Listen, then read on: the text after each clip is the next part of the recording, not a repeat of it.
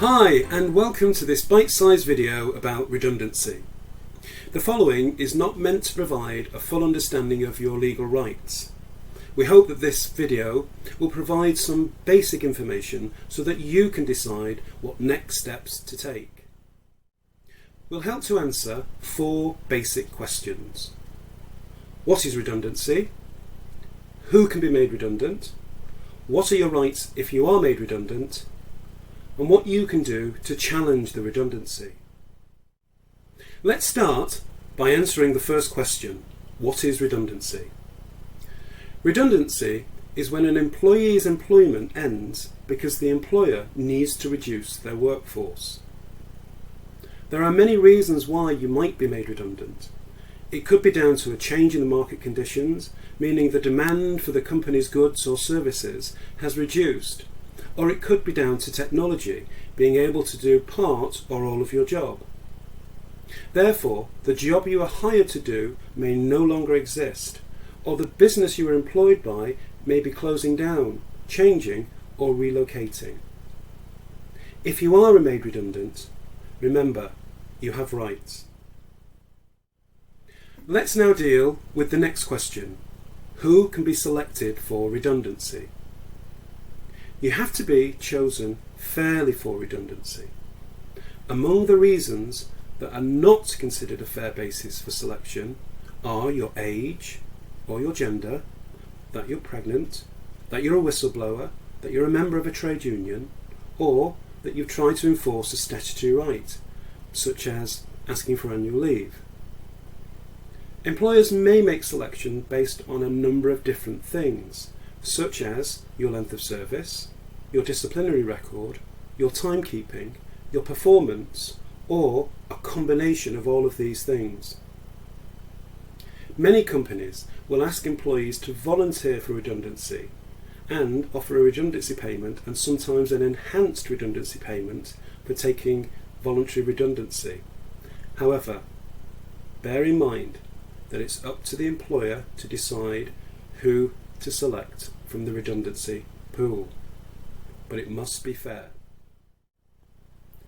You can be made redundant while on furlough, but the same rules of fairness apply. If you are made redundant while you're furloughed, your redundancy payment should not be based on your lower furlough pay. It should be based on your average pay when you are in work. Let's now look at our third question. What are your rights if you are made redundant? Those being made redundant have a number of legal rights. These are some of them. The right to be consulted in order to discuss possible alternatives. The right to be given reasons for the redundancy, a full explanation. The right to be selected for redundancy according to an objectively fair process, and also to know the basis of the selection system. The right to try out any alternative offer of suitable work for 4 whole weeks. The right to take reasonable time off with pay to look for alternative work or training. If you've worked continuously for your employer for 2 years or more, you have the legal right to redundancy pay. There is a statutory minimum, but some employment contracts and employers are more generous. Please check your employment contract or speak with your employer. The amount of redundancy pay is calculated using your age, length of continuous service, and current salary. You'll get at least half a week's pay for each full year worked when you were under 22, a full week's pay for each year you worked when you were between 22 and 41, 1.5 weeks full pay for each year you worked when you were 41 or older. If you want to check your entitlement, the government has a really useful redundancy calculator. The web address can be found below. If you still have holidays owed, then this has to be paid too.